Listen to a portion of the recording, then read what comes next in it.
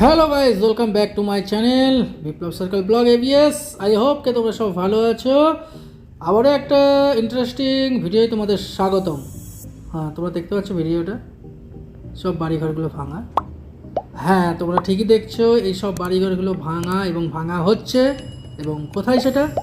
আর Saudi আরবে। হ্যাঁ, তোমরা ঠিকই শুনছো, এটা সৌদি আরবের একটা গ্রাম বলতে পারো, একটা মার্কেট বলতে পারো। সেখানে এই ভালো ভালো বাড়িগুলোকে ভেঙে ফেলা হচ্ছে। তোমরা বলবে কেন ভেঙে ফেলা হচ্ছে? হ্যাঁ, এই কারণেই ভেঙে ফেলা হচ্ছে যে এই বাড়িগুলো এক্সপায়ার হয়ে গেছে।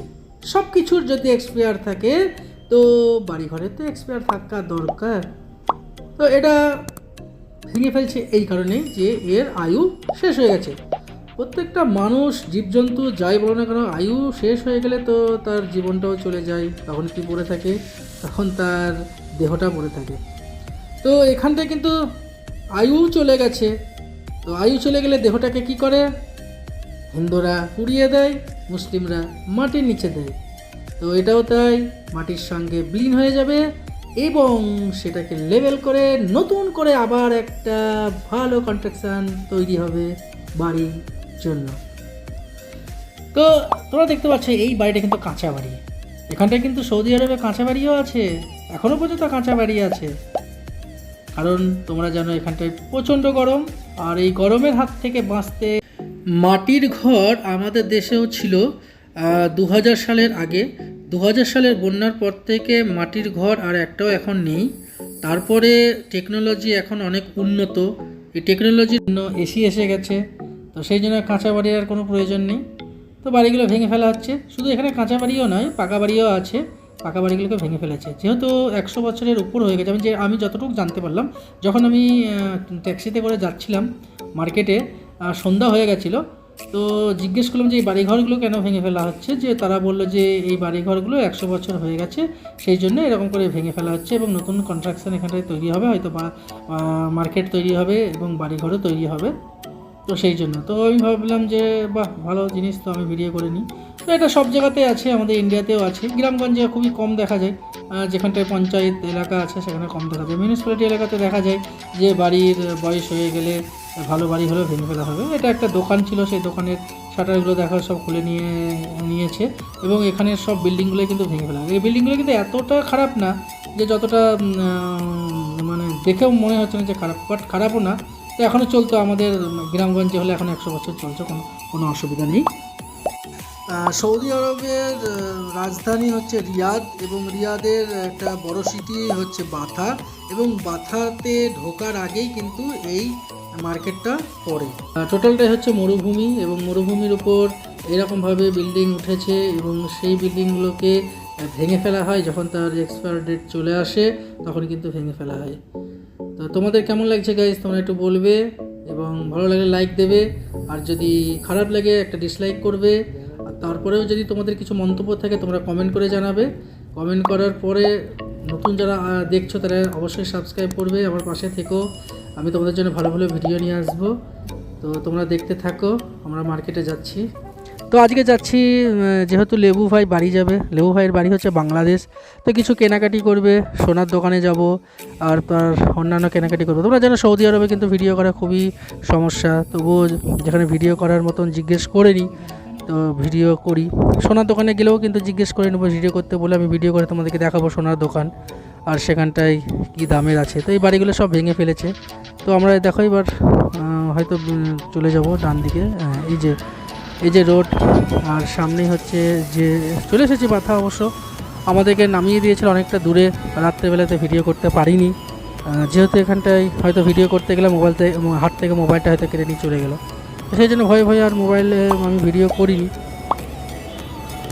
এই যে এখানটা ভিক্ষা করছে দেখো ব্রিজের উপর থেকে তোমাদেরকে সন্ধ্যার দিকে ভিউটা। এটা হচ্ছে লুলু মার্কেট, এইখানটায় হচ্ছে সোনার দোকান। এই যে ভিক্ষা করছে একটা মহিলা বোরখা পরে, আর দেখতে পাচ্ছ রোডের কত সুন্দর লাগছে।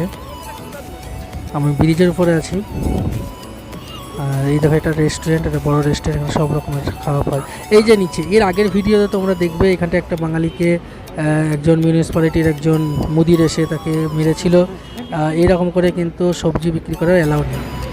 ছবি ভিতরে ঢুকে নিন। কোম্পানির কালেকশন এখানটায় দেওয়া আছে। দেখো এখানটায় কিছু ডায়মন্ডের মালাবারের এখানে কিছু কালেকশন দেওয়া হয়েছে। দেখছি আমরা সোনার দোকানে লেবু ভাই আর আমি। লেবু ভাই এই একটা ছোট কানের নেবে, মোটামুটি ওই 2 গ্রাম মতন, 2 গ্রাম 2.5 গ্রাম 3 গ্রামের মতন। লেবু ভাইয়ের মেয়ের জন্য, মানে নাতনির জন্য। দেখতে পাচ্ছি এখানে কত সুন্দর সুন্দর ভ্যারাইটিস রকমের কিন্তু কানের এখানটায় ঝুলছে। ঝুমকো থেকে শুরু করে, ট্যাপ থেকে শুরু করে, তোমার আরও ঝোলানো থেকে শুরু করে। তো সৌদি আরবের সোনার দোকান সম্বন্ধে আমি একটু বলি। আজ থেকে কিছু নালেও হয়তো 20 বছর আগে এইরকমভাবে সৌদিরা কিন্তু কাজ করতো না। এখানটায় কিন্তু আমাদের মতন যারা বাংলাদেশ, পাকিস্তান, নেপাল থেকে গেছে, তারাই কিন্তু এই সৌদি আরবে এই রকম সোনার দোকান খুলে সোনা বিক্রি করতো। তারপরে যখন দেখলো যে সৌদিরা যে এটা খুবই লাভের একটা বিজনেস, তো তারা কী করলো, একটা আইন বানালো যে সোনার দোকান যদি করে তো সৌদিরাই করবে। তারপর আজনবীরা কিছু কাজকর্ম করতো, তারপর সেটাও বন্ধ করে দিল এই মোটামুটি 2000 সাল থেকে। তো এখন সব জায়গায় কিন্তু সৌদিরাই কাজকর্ম করছে। সৌদিরাই সোনার দোকান, সৌদিরাই সবজির দোকান, সৌদিরা বড় বড় শপিং মলে। তো তোমরা দেখছো যে আমাকে দেখতে কীরকম একটা লাগছে, তাই না? হ্যাঁ, একটু মনমরা। অ্যাকচুয়ালি কী বলে, তো ভয়ে ভয়ে ভিডিও করছি। তো ভিডিও করতে গেলে আরেক কেউ যদি সঙ্গে থাকে তো ভিডিও করতে একটা সাহস পাওয়া যায়। একা একা ভিডিও করতে গিয়ে মনে হয় নিজেকে শুকনো শুকনো লাগছে। এটা হচ্ছে মালাবার। তো মালাবারটা খুব ভালো। এখানে কিন্তু অনেক কেরালা, আমাদের ইন্ডিয়ার অনেকে কিন্তু কাজকর্ম করতো।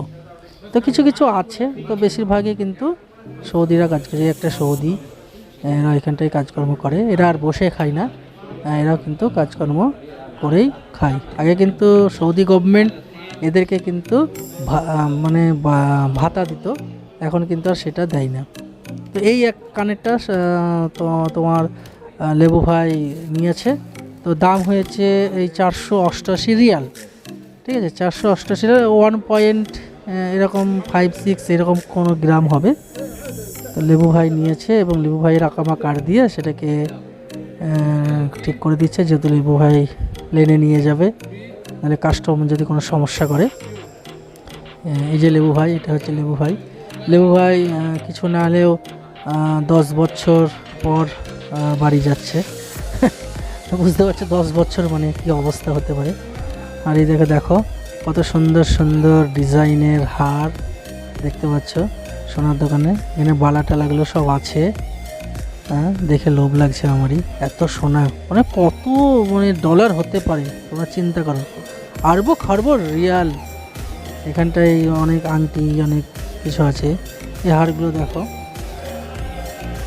তো এইদিকে তোমার ডায়মন্ডের সেট আছে। এগুলো হচ্ছে ডায়মন্ডের সেট, দেখতে পাচ্ছ। করিনা কাপুরের এখানে ছবি দেওয়া আছে ডায়মন্ডের অ্যাডভার্টাইজের জন্য। এগুলো কিন্তু সব ডায়মন্ড সেটিং, সব ডায়মন্ড, অন্য কিছু নেই। কিন্তু এটা টোটালটা হচ্ছে ডায়মন্ড। মানে কি বলবো, তোমার চোখ জুড়িয়ে যাবে সোনা দেখে। দেখতে পাচ্ছ মালাবার গোল্ড অ্যান্ড ডায়মন্ডস। একটা ভিডিও আইবা ইউটিউবার, আইবা ओके